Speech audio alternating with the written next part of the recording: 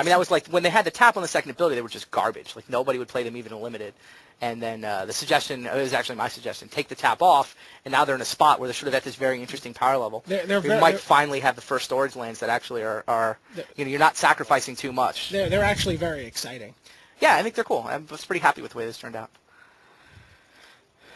Mark Rose sort of likes to call that development design. Right? You find exactly the right combination of cost to put it at an interesting power level. It's certainly not the most innovative cards we've ever done. I mean, there have been storage lands for years from a design point of view, but I was pretty happy with the way those turned out. Yeah, I got a nice. I had a nice moment when we were doing a draft. I was playing against Aaron Forsythe, and I cast the Coal Stoker, and I had 3 mana, and I had nothing to do with it. And I was tapped out, but I had a storage land in play, so I removed 0 counters 3 times. Nice. And Aaron's a harsh critic, and a kind word from Aaron goes a long way. So he and he was like, "Oh, that's nice. I didn't really see that play coming." That's cool. Yeah, that was kind of fun. So you can remove 0 counters. They're a sink for your Coal Stokers.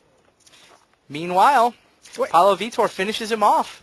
Too much damage coming out of that Boros deck. Mahara could not set the engine up in time.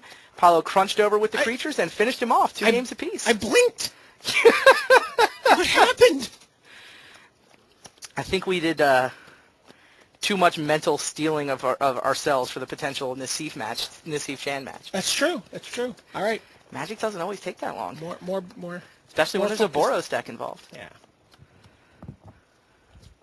So Paulo. That's all locked up all of a sudden. Yeah, Paulo coming all the way back. Down 0-2, but smash. And then staring down the winner of the Nassif Chan match, whoever wins this. How hard is it in this situation? You're in the quarterfinals. You're worrying about your Game 5. How hard is it to not think about your semifinal match? I think it varies from person to person. I mean, I really think it's just up to the individual psyche. I mean, some people are able to just focus on the task at hand. Right now, I'm playing this game of Magic. Nothing else matters. I have to win this game of Magic. What does my opponent have? What's he trying to do? How's this going to work? What's my plan? Other people, I mean, for me, I was always pretty good at getting sort of into that tunnel vision. Just get the tunnel, focused on this match, and ignore everything else. But, I mean, other people, I think, it just depends. It comes down to sort of your own psychological makeup. Can you ignore those distractions and focus, or do you get distracted? How important is it to? Do you think it's important not to get distracted? Yeah, I do. I mean, I think that focus is what you need. I mean, that's how you. Okay, you've got to win 3 matches, but I actually remember Mike Krzyzewski, who's the basketball coach of Duke. It's one of the big college basketball programs in the United States. Talks about the NCAA tournament, which that's a 64-team bracket. You've got it, but they just focus on it as 3 different tournaments. You have to win the first weekend. Like, you don't get to keep playing unless you win the first weekend. So, he's got his team just focused on this weekend is all that matters. Don't think about the Sweet 16. Don't think about the Final Four. There's just this tournament to win this weekend, just two games of basketball. I think that's crucial. I mean, I think that's how you stay on top of your game. That's how you make the right decisions, is to stay focused on this is exactly what needs to happen right now. And, it's what good does it do you to be thinking about what might happen in the semifinals? That's just...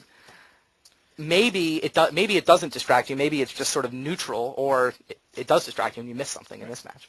So you have someone like Paulo Vitor who's got the Player of the Year title.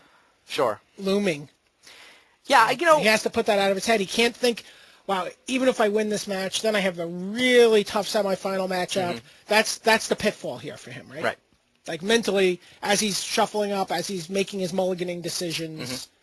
Mm-hmm. Maybe you think about that the night before, I guess. I mean, you are looking ahead and trying to, if you've got the time, you try to test some of the potential semifinal matchup. I mean, his semifinal matchup here is very obvious, right? It's almost certainly Nassif. In his case, though, he had a team competition to play yesterday. He and Brazil were making their run, and so unlike Tiago Chan, unlike Makihito Mahara, those guys got to practice. They got to spend all day Saturday preparing for this top 8. He didn't. So I don't know. I mean, in his case, I think the thing I'd be more worried about is just exhaustion. Absolutely. Worlds is a grueling tournament. It really is. Especially for the players who play all 5 days. Mm-hmm. It's true. No, it's rough. And 4 of these guys had that. Carvalho was on the Portuguese team. Katsu was on the Japanese team. Paulo on Brazil. And Levette on the Welsh team. Right. No one will play more Magic this weekend than Maury. He's also, I mean, win, lose, or draw. He's got a team draft right after lunch. He's got a draft and It's true. A match to play. It's true. No matter what happens. So. Oh, and looks like, let's go down to John Becker and see if we can get an update on the match between Katsuhiro Mori and Nicholas Levet. What's going on down there, John? Hey guys, it was a pretty interesting match. Levet came out very quickly with turn 1 Savannah Lions, turn That's 2 what he wants to do. Turn 2 Javelineers, Sure. Savannah Lions, and put a lot of pressure immediately on Mori. Mori was stuck only on one white man and didn't have it until about turn 4. Oh, did he have the Wrath in his hand? It was just an Addercar waste. No, he did not have the Wrath in his hand for a couple of turns thereafter. But he had a lot of things which normally are very good in the matchup, like a Cop Red in his hand. But okay. Levet didn't have any red men. No, they were all white getting men attacked by white weenies, right? And it looked like it was very precarious that he might stabilize. Okay. He tried to fate. Mori tried to fate Fetters, and Levet responded with a lethal lightning helix, which got spell burst. Okay. And then the next turn, Mori tried to do the same thing, and it got smell stared. So twice in a row, he kind of dodged the bullet. But then Levet finally drew his third land, which is a Charter of the Dome, when Mori was tapped out for a Triskalavas. Okay. And that was enough to do. It finally. So Nicholas Levet takes a 2-1 lead over the reigning world champion. Wow. Katsu's got to win 2 straight now. Now, is this a mulligan in the Paulo match? It looks like it's a mulligan from Paulo. Second mulligan. Second mulligan. Wow, this is a game 5. Mahara took the first 2 with his Dragonstorm deck, but Paulo came back. He won game 3 with a timely honorable passage. He won game 4 just brutally fast. A couple repeals just didn't slow him down. But he's going to 5 cards for game 5? Boros can do it. I mean, again, he can. Is that right? That deck's Sure, totally capable of winning all 5 cards? You don't need a lot of mana for your threats. Sure. Your threats are Savannah Lions and Knights of the Holy Nimbus. Hey, meanwhile, I just want to talk for a second about Game 2 of the Nassif match. Okay. We've got it playing out on our monitor. And you could see probably a 3-1 permanent advantage for Tiago Chen, who sideboarded in annexes in the matchup, it looks like. Oh, and wow. Giant Solifuge, which seems like an unlikely sideboard card. We talked about how... Paulo kept his 5, and they were off to the interesting races. Strategy. And there's the Savannah Lion. There's the turn 1 Savannah Lion. That's how you win off a mulligan to 5. With the Flagstones as his land. Nassif does have a Martyr Sands, by the way, but because of the annexes, he does not have enough land to bring it back again. Savannah Lions crunches in. Mahara falls to 18.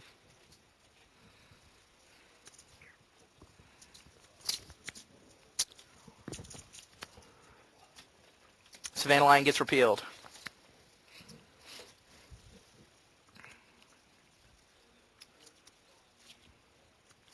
Paulo looks like he's stuck on 1 land. Did he just choose not to replay the Savannah Lion? No, I got end step repealed. Okay, you got end step repealed now. We know he's got Savannah Lion. Just the 1 land. He's expecting a remand here. What are you going to do, not cast it, though? No, it still stings. Just taking a look through the deck list. Yep, 4 remand.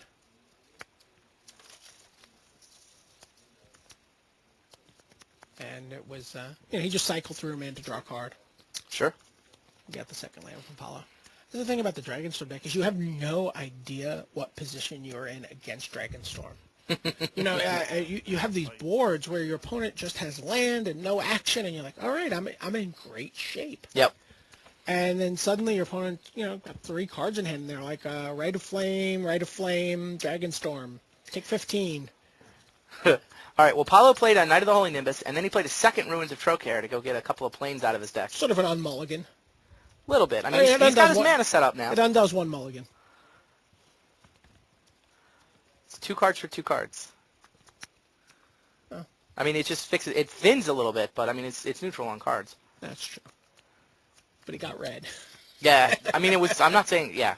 Certainly he's happy to have red mana. Certainly he's happy to be at 3 and have his deck have a little more spell density in it. What he's not happy about is the fact that Mahara is still sitting on 16 life. And here we are, 4 or 5 turns into the game. Telling time. 4 or 5 turns. What happens on turn 5 with the Dragonstorm deck? I don't know. It's supposed to win on turn 4.